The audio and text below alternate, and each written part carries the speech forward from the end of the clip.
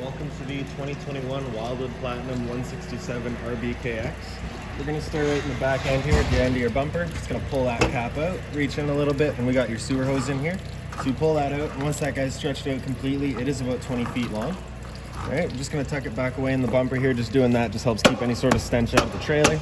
All right, the two ears that were on the adapter there, the same two ears that are on your sewer system here. All right, so you can see those two caps there. You got the same two on your sewer hose there. You're just going to press it into place, turn it, lock it in, and that's that. On the right, you've got a black valve, so that's controlling your black tank. When you're dumping your tanks, you're going to want to start with that first because your black tank is filled from your toilet. You're going to pull that, allow that to drain out completely. Once that's done, we'll come over to the gray valve in the front here. That's controlling your gray tank, which is filled from your sinks as well as your shower. So typically cleaner water. We'll dump that out last. That just helps keep the hose a little bit cleaner. In the corner here, you can see you got the stabilizer jack. So what you're gonna do is you're just gonna run that guy down, contact the ground, give it another turn or so just to firm it up, and that'll just help stabilize the trailer, getting ready to any sort of bounce or sway that you have in it right now. Right up here, you've got your two low point drains. So in the back there, you got a red. In the front here, you've got that blue. So just for hot and cold. Just take off those caps there, allow that to drain out, and that'll just pour out the water system, all of your water lines. Just kind of, preventing any sort of stale or stagnant water. Right up here, we've got your cable and satellite inlet, so you're just gonna take a coax cable, plug it into there, and that'll fire up at your TV location. Right here, we've got your hot water tank, so you just get that keyway there, just gonna line that up and it pops on open. Up top here, you've got a little pressure relief valve, so you're just gonna open that up. You can see that shot of water comes out. If you don't get that shot of water, your water tank may not be full, sorry. So you're just gonna hit that, making sure that bit of water comes out, and then you can go inside, hit that switch, and turn it on.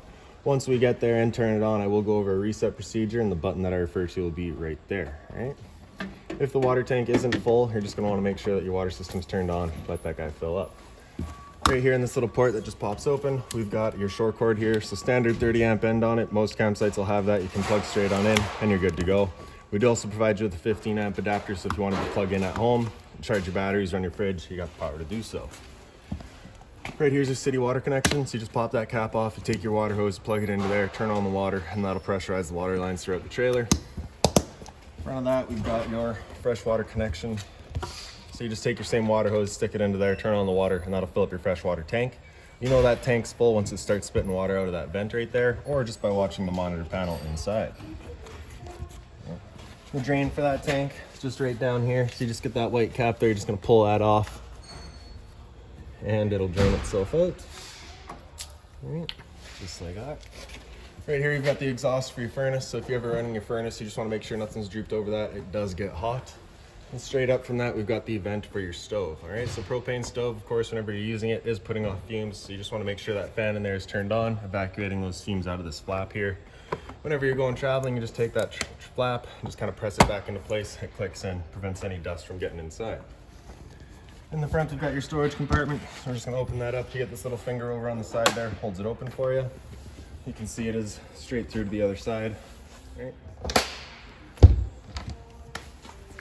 Into the front of the unit.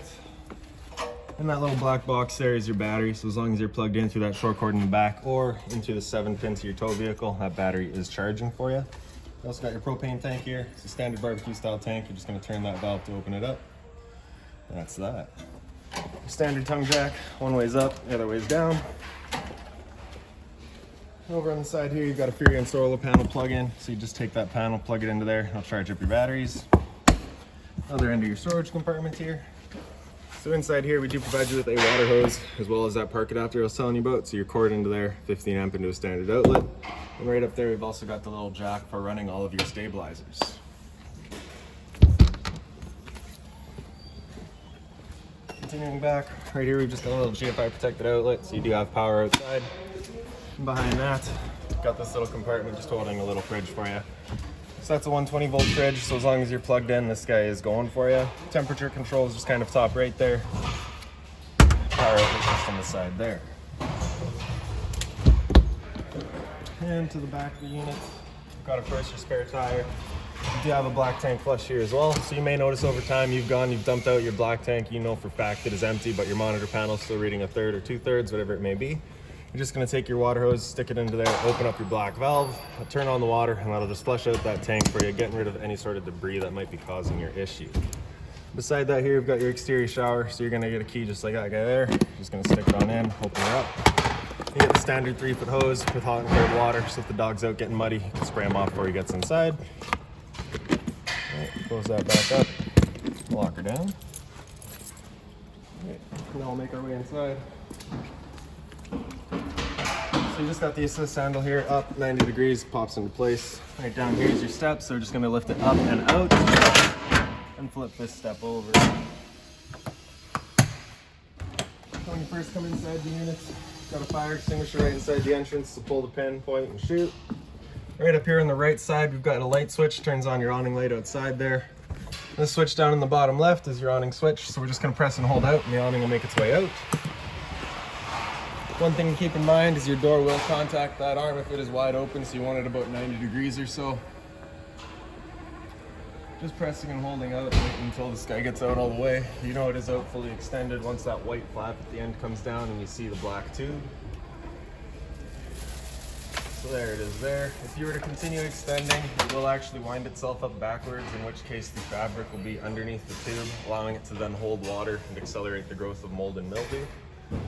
Now if it were to start raining, it's of course going to be holding some water anyways, so what you can do is you can just grab either arm, front or rear, pull it down, and you can see that just changes the pitch of the awning out at the head, allowing water to then run off. Now if you like that angle better because it gets you more shade, you can do the same thing out at the front, and it'll bring the entirety down. Once you're bringing it back in though, you just want to make sure these guys are fully extended and back straight, just so you're not running the risk of bending anything. Now I'll press and hold in, again just making sure that that fabric is over top of the tube. Also, once you get up to about 15-20 kilometers an hour wind, you want to bring this guy back in just because it does catch the air and again runs the risk of bending your arms.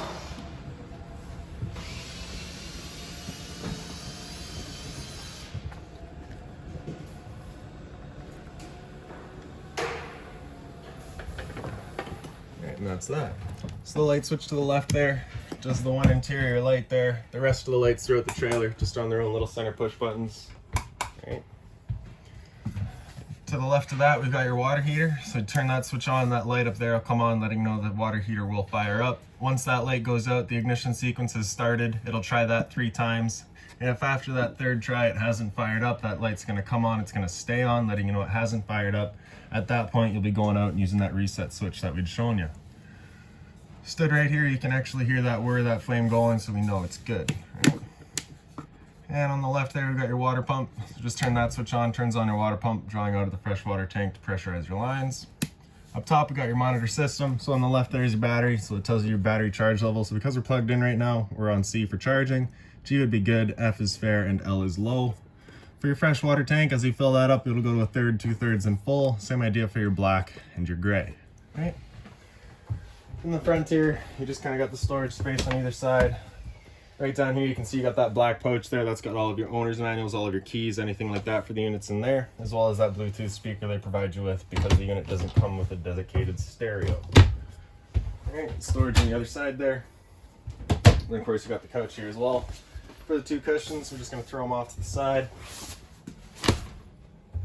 Undo this travel latch here, and you can flip this down. Bring the mattress down with it, and there's your front bed. All right. Once we're done, we're just picking up a foot, pushing it up, tucking it away, putting that travel latch back in place, and that's that. Up on the sidewall here, you do have a USB charger as well as a GFI protected outlet. For the emergency exit, you're just going to be pulling on that red tab to get rid of the screen. Take this handle, throw it outside, and hop on out. Blinds throughout the trailer, pretty well just sit where you leave them, just pull them down, and that's that. USB charger as well as a power outlet. Right up here, you've got a TV backer, so if you want to mount a TV, it's going right here. Right up above it, we've got a pre-wire for Wi-Fi. In the back here, we've got your cable and satellite outlet. In the center, we've got an antenna outlet. So we're turning that antenna on, just hit that button there, that green light comes on, and you got digital antenna. Another power outlet beside it. So into the kitchen, we just got the microwave up top here. Like I said earlier, lights, center push buttons. It's a pretty standard microwave, just like home. Below that is your range vent. So you got the light switch on the side, fan on the right. So that fan, whenever you're using that stove, you do want to make sure that's on, evacuating those fumes out of that vent outside. Bifold cover just flips on back. Turn your knobs on, turn it over to light, automatically ignites and fires right up. Well, the reason I say turn your knobs on first is because that's what activates your igniter. You can turn it up to high and it won't go until you turn on the knob. Right? Bifold cover just folds back down. Below that's a little bit of storage. Below that again we've got your furnace. So if you're ever wondering whether or not your furnace is actually fired up or not, if you look down in that bottom left corner you can actually see the sight glass. So for the control for your furnace, we just got it right up here. Just turn it over to the right, you'll feel a little click. All the way over to the right is max heat. Anywhere in the middle is just kind of your temp selection. Right? And so like I was saying, once that guy fires up, you'll see that little flame in the top in the bottom left corner there.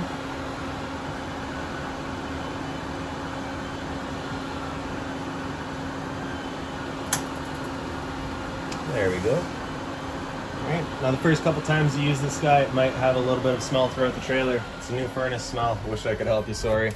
Once you're done, you're just going to take that slider all the way over the left until you feel it click, and that's it turned off. Straight up on the ceiling from that furnace is your smoke detector, as well as a roof vent here. So this knob just turned to open. We get that button in the back there to turn on the fan. Right. A little bit of storage beside the microwave. Right underneath it we've got your sink, and above that is another light with a power outlet in the back wall there.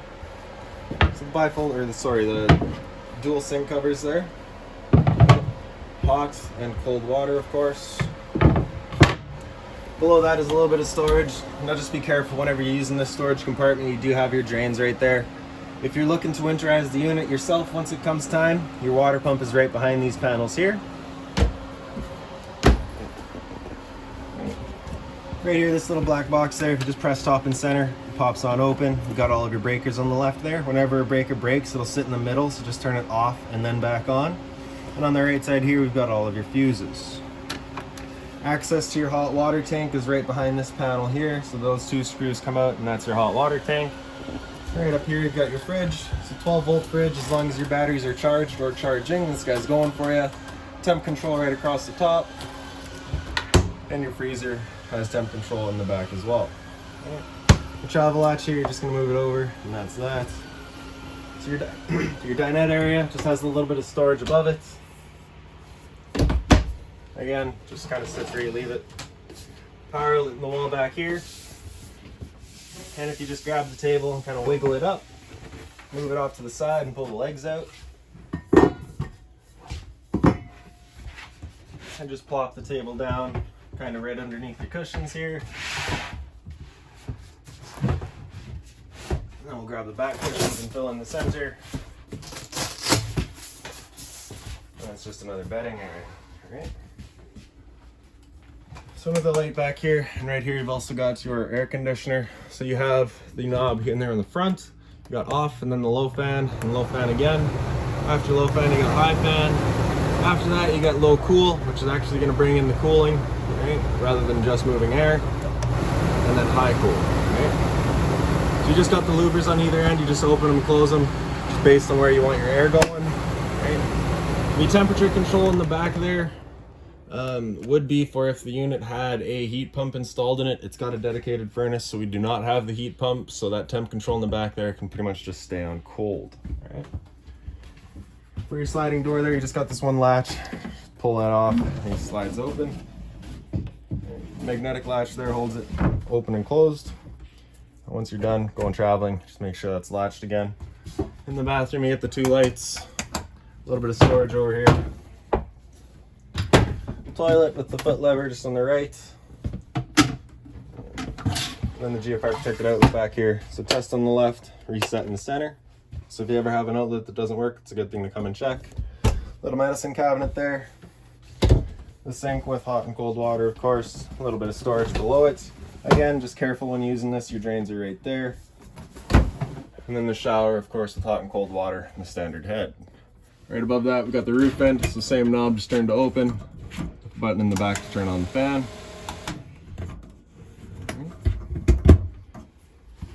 And that's about that.